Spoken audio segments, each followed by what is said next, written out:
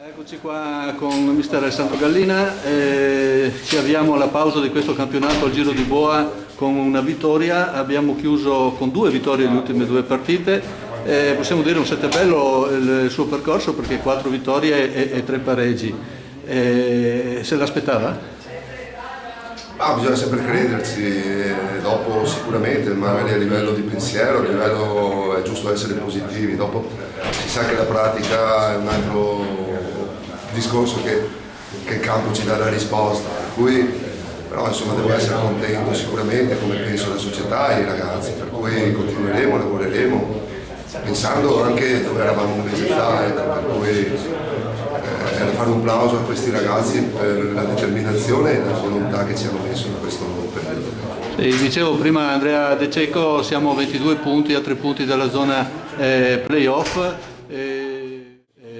si va alla pausa tranquilli? Sì, andiamo tranquilli sicuramente, però ho sempre detto ai ragazzi di avere sempre il pensiero per il calcio Portogallo, adesso ci saranno le festività, lavoreremo, ecco, per cui ogni tanto magari pensare che stiamo disputando un campionato, siamo con una società importante, per cui cercheremo di dare delle risposte in futuro che siano positive, come stiamo facendo.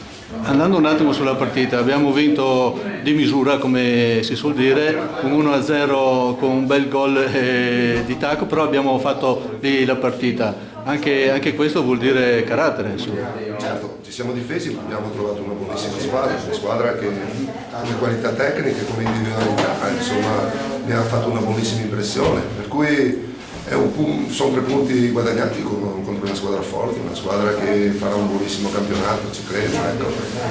Come resto appunto volevo anche soffermarmi sui ragazzi che sono andati via, ecco. Hanno lo stesso lasciato un segnale positivo, per cui spero in un futuro che sia positivo anche per loro.